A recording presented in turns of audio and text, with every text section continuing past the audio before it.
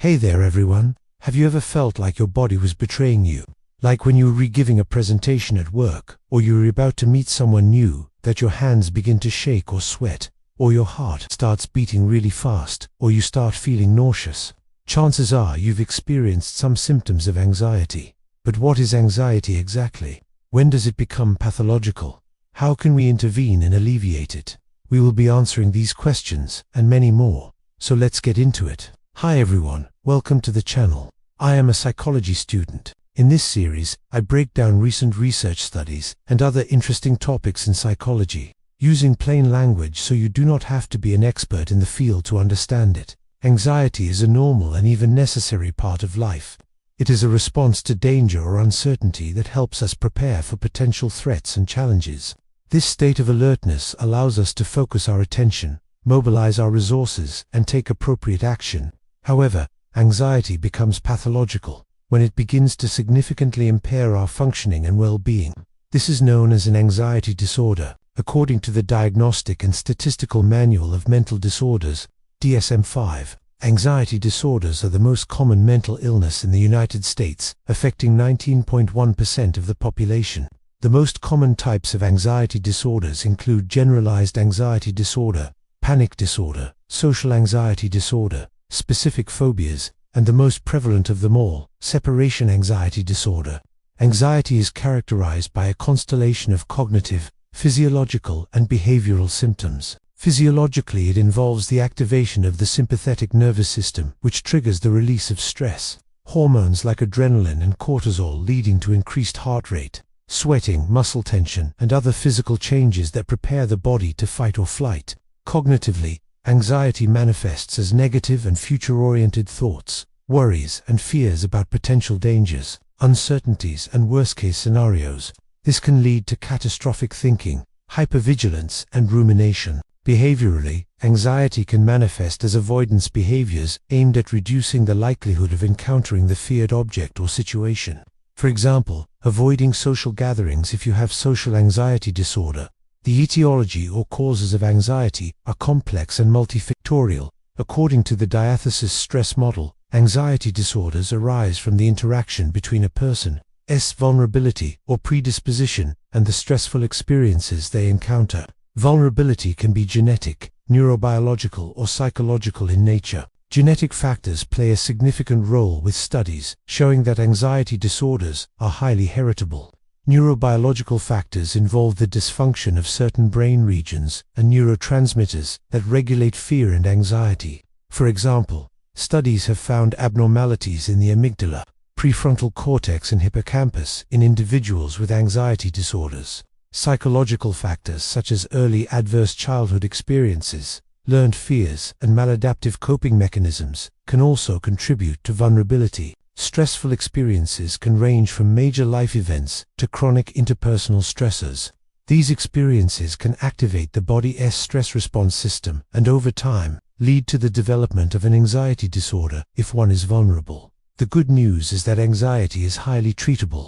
In fact, research shows that psychotherapy is effective in up to 90% of cases. The most commonly used treatment modalities include cognitive behavioral therapy, CBT, and its various forms such as exposure therapy, acceptance and commitment therapy, mindfulness-based therapy, and psychodynamic therapy. Sometimes, medications can really help out. Some of the usual ones people use are called SSRIs, which help with serotonin levels, SNRIs, which work on both serotonin and norepinephrine, and benzodiazepines, which can help calm you down. Now, let's move on to the latest research on anxiety. A recent study published in the journal Molecular Psychiatry in January 2024 investigated the neural basis of trait anxiety using resting state functional magnetic resonance imaging, fMRI.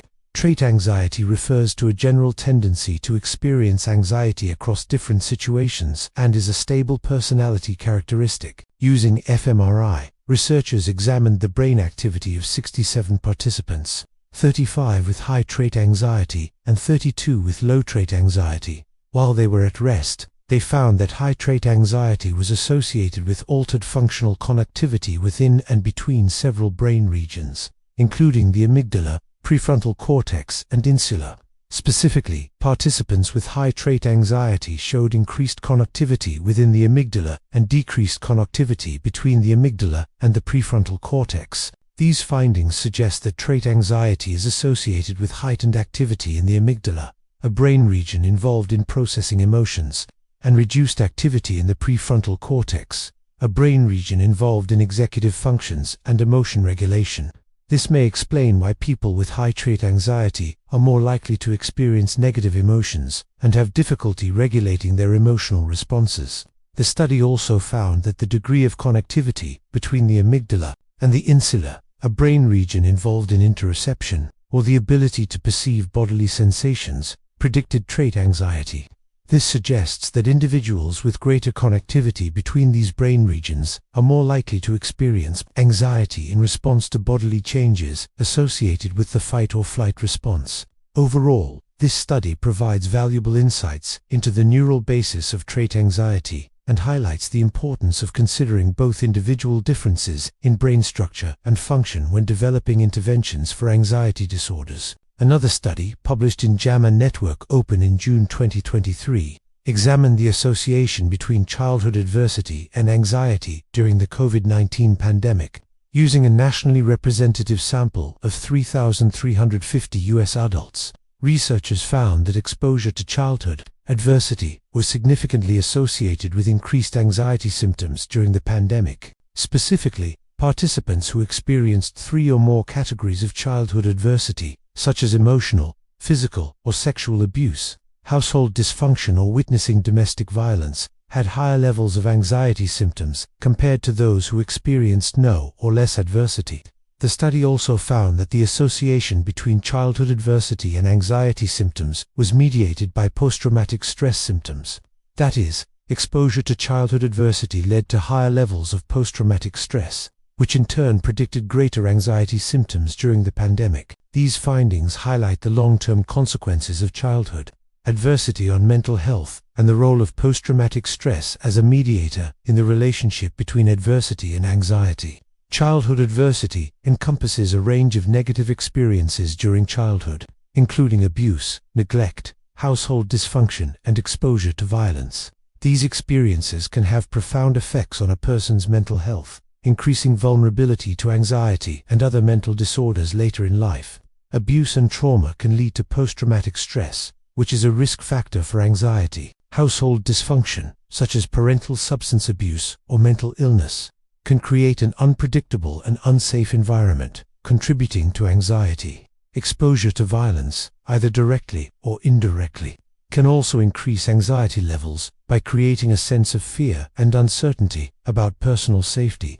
A third study, published in Clinical Psychology Review in March 2023, conducted a meta-analysis to examine the efficacy of acceptance and commitment therapy, ACT, for adult anxiety disorders. ACT is a type of behavioral therapy that teaches people how to accept and work with difficult emotions and thoughts, rather than trying to avoid or change them. The meta-analysis included 48 studies involving over 3,000 participants with various anxiety disorders, including generalized anxiety disorder, panic disorder, social anxiety disorder, and specific phobias. The results showed that ACT was effective in reducing anxiety symptoms and improving functioning. Specifically, the meta-analysis found that ACT led to moderate reductions in anxiety symptoms and small to moderate improvements in quality of life. Moreover, ACT demonstrated similar or greater efficacy compared to other therapies, such as cognitive behavioral therapy and medication. These findings suggest that ACT is a promising treatment option for individuals with adult anxiety disorders. By learning to accept and work with their anxiety, individuals can learn to manage their symptoms and improve their overall well-being. And finally, I have a quick announcement before we finish. If you enjoyed my content and want to support my work, consider supporting me through donations. Your generosity will allow me to continue creating informative and engaging content on various mental health topics. Thank you for your support. If you want to learn more about the gut-brain connection and how it relates to mental health, check out my video on the topic. As always, thanks for watching and take care of your mind.